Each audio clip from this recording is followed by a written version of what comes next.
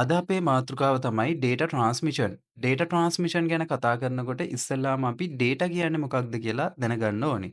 Data එහෙම නැත්නම් දත්ත කියලා කියන්නේ විශ්ලේෂණය කරන්න, සැකසීමට උපයෝගී කරගන්නා, භාවිතය සඳහා රැස් කර ඇති මූලික අධීරයේ තොරතුරු. මේවා තනියම ගත්තාම අපිට අර්ථයක් ලබා දෙන්න පුළුවන් කමක් ලැබෙන්නේ නැහැ. අර්ථාන්විතව සැකසුවාට පස්සේ අපිට පුළුවන්කම තියෙනවා දත්තයක් තොරතුරක් බවට පරිවර්තනය කරන්න. උදාහරණයක් හැටියට ඔයා හිතන්න ඔයාලගේ ඉස්කෝලේ සමන් කියලා ළමෙක් ඉන්නවා. ඉතින් මේ ළමයාගෙන් අපි එයා ගැන අහනවා. අහනකොට ඉස්සෙල්ලාම නම අහනවා. ඊට පස්සේ වයස අහනවා. ලිපිනය, දුරකථන අංකය, ශ්‍රේණිය මේ වගේ දේවල් අහනවා.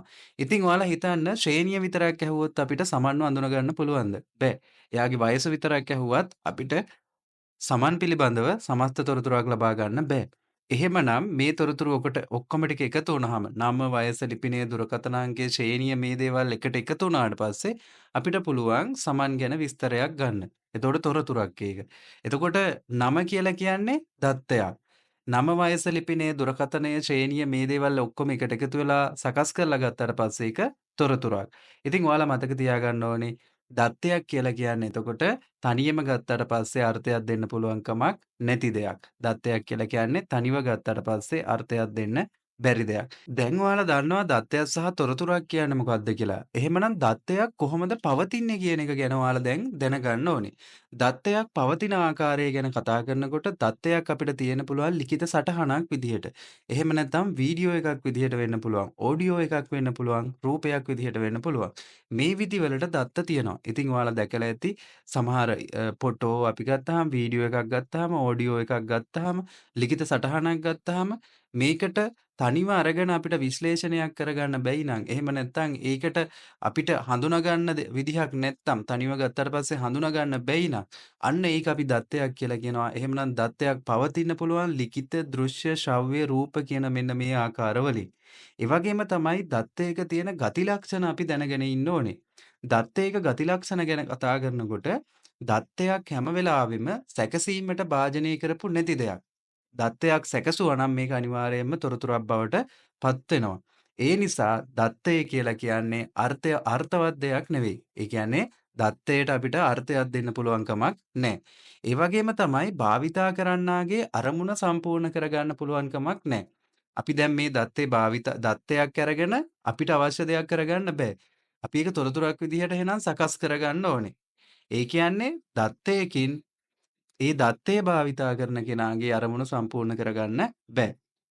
ඒ වගේම තමයි මේ දත්තය එහෙම නැත්නම් දත්ත එකිනෙකට සම්බන්ධ නොවූ කොටස් ආකාරයෙන් තමයි පවතින්නේ. එකිනෙකට සම්බන්ධ නොවූ කොටස් ආකාරයෙන් තමයි පවතින්නේ. උදාහරණයකට අපි වෙන වෙනම අර සමන් කියන ළමයාගේ නම ගත්තාම, දුරකථන අංකය ගත්තාම මේවා වින් වින් වශයෙන් ගත්තොත් එහෙම අපිට මේක සමන්ගෙමද කියලා අපිට හිතා ගන්නත් බෑ. එතකොට මේක වෙන් වෙන්ව ගත්තට පස්සේ අර්ථයක් දෙන්න බෑ කියන එක තමයි මෙතනින් අදහස් කරන්නේ. ඒකෙන් අපිට තීරණයක් ගන්න බෑ. මේ දුරකථන අංකය සමන්ගෙද මේ නම සමන්ගෙද කියලා අපිට මේකෙන් නිශ්චය කරන්න පුළුවන් කමක් නැහැ. ඒ වගේම තමයි දත්තයක් කිසිම විදිහකින් සංවිධානාත්මකව පවතින්නේ නැහැ.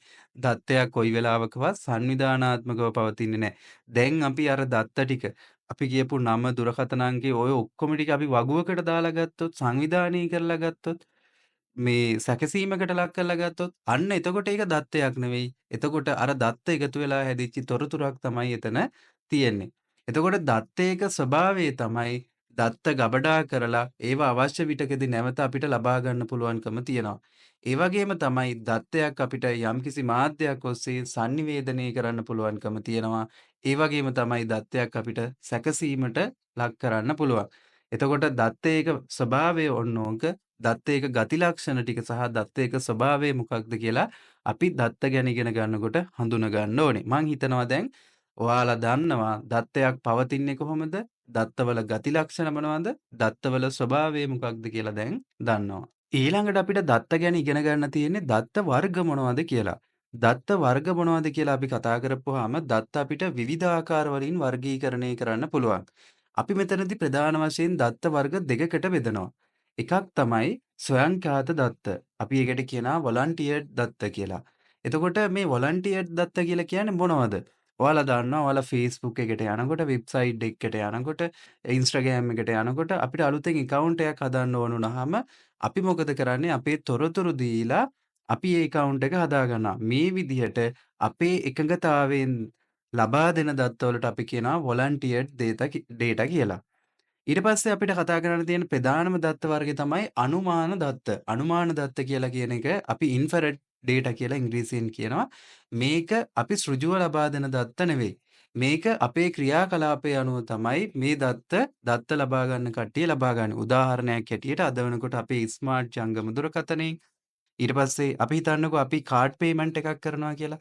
අපි ක්‍රෙඩිට් කාඩ් එකක් අරගෙන ඒ ක්‍රෙඩිට් කාඩ් එකෙන් මොකක් හරි පේමන්ට් එකක් කරනවා. එතකොට මේ පේමන්ට් එකෙන් පුළුවන්කම තියෙනවා මොන ලොකේෂන් එකේද කොයි වෙලාවෙද මේ පේමන්ට් එක කරේ කියලා තොරතුරු ලබා ගන්න. දැන් අපි කරපු ක්‍රියාවක් අනුව තමයි ඒ දත්තය ලබා ගත්තේ. එතකොට මෙන්න මේවා අපි කියනවා අනුමාන දත්ත. එහෙම නැත්නම් ඉන්ෆරෙඩ් ඩේටා කියලා. මීට අමතරව අපිට තවත් දත්ත කිහිපයක් තියෙනවා. ඒ තමයි නිරීක්ෂණ දත්ත. ඔබ්සර්ව් ඩේටා කියලා අපි මේකට කියනවා. ඔබ්සර්ව් ඩේටා එහෙම නැත්නම් නිරීක්ෂණ දත්ත කියලා කියන්නේ ඔයාලා දන්නවා අද වෙනකොට අපේ ජංගම දුරකථන එහෙම නැත්නම් අපි පාවිච්චි කරන ලැප්ටොප් අපේ ස්මාර්ට් දුරකථන වලින් අපිව නිරීක්ෂණය කරලා අපේ දත්ත අපිටත් කියන්න නැතුව ලබා ගන්නවා. එතකොට අන්න ඒ වගේ දත්ත වලට අපි කියනවා ඔබ්සර්ව් දත්ත කියලා. එහෙම නැත්නම් නිරීක්ෂණ දත්ත කියලා. අපිව නිරීක්ෂණය කරලා අපි කරන දේවල් බලන් ඉඳලා නිරීක්ෂණය කරලා ඒ දත්ත එයාලා එකතු කරගන්නවා. ඒවට අපි කියනවා ඔබ්සර්ව් ඩේටා කියලා. ඊළඟට අපිට තියෙනවා සංඛ්‍යාත දත්ත. අපි ඒකට කියනවා ක්වොන්ටිටේටිව් ඩේටා කියලා. ක්වොන්ටිටේටිව් ඩේටා කියලා කියනවා. මේක අපි සංඛ්‍යා වශයෙන් මනින්න පුළුවන් දත්ත හඳුන්වන්න පාවිච්චි කරන නම. සංඛ්‍යාත දත්ත. එහෙම නැත්නම් ක්වොන්ටිටේටිව් ඩේටා. ඊළඟට තව දත්ත වර්ගයක් තියෙනවා ගුණාත්මක දත්ත. අපි ඒවට කියනවා ක්වොලිටේටිව් ඩේටා කියලා. ගුණාත්මක දත්ත වලට අපි කියනවා ක්වොලිටේටිව් ඩේටා කියලා. මේ දත්ත වචන විස්තර ගුණාත්මක තොරතුරු කියන මෙන්න මේ වගේ දේවල්. ඒ කියන්නේ මේකෙන් සංඛ්‍යාත්මක මැනීමක් කරන්න බෑ. ගුණාත්මක දත්තයකින් සංඛ්‍යාත්මකව මැනීමක් කරන්න පුළුවන් කමක් නැහැ. ඉතින් ඔන්න ඔය ටික තමයි අපිට ඩේටා ගැන ඉගෙන ගන්න තියෙන්නේ. ඔය ටික අපි දැනගත්තාම ඩේටා ගැන අපිට පුළුවන්කම තියෙනවා අපේ මේ CCNA එක්සෑම් එකේ මූලික දේවල් ටික දැනගන්න. CCNA එක්සෑම් එකට අවශ්‍යම කරන මූලික කරුණු ටික අපිට දැනගන්න පුළුවන්කම තියෙනවා. දැන් මම හිතනවා ඔයාලට ඩේටා එකක් කියන්නේ මොකක්ද? එතකොට ඩේටා එක ස්වභාවය මොකක්ද? ඩේටා වර්ග මොනවද කියලා දැන් ඔයාලා දන්නවා. ඊළඟට අපේ මාතෘකාව ඩේටා ට්‍රාන්ස්මිෂන් කියන එකනේ. ඩේටා ට්‍රාන්ස්මිෂන් කියන එකේ ට්‍රාන්ස්මිෂන් කියන එකෙන් මොකක්ද අදහස් කරන්නේ කියලා අපි දැන් දැනගන්න ඕනේ. ට්‍රාන්ස්මිෂන් කියන එකෙන් අදහස් කරන්නේ අ, තව එක ස්ථානයක ඉඳන් තවත් ස්ථානයකට දත්ත යැවීම. එක ස්ථානයක ඉඳන් තවත් ස්ථානයකට දත්ත යැවීම තමයි මේ ට්‍රාන්ස්මිෂන් කියන එකෙන් අදහස් කරන්නේ. එතකොට ඩේටා ට්‍රාන්ස්මිෂන් කියන එකෙන් අදහස් කරන්නේත් ඔන්න ඕක.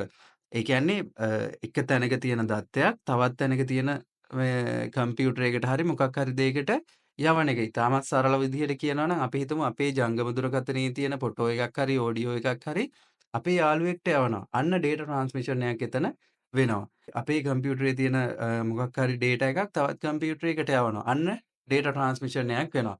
එතකොට ඩේටා ට්‍රාන්ස්මිෂන් කියලා කියන්නේ දත්තයක් එක තැනක ඉඳන් තවත් තැනකට ගෙනියන එක.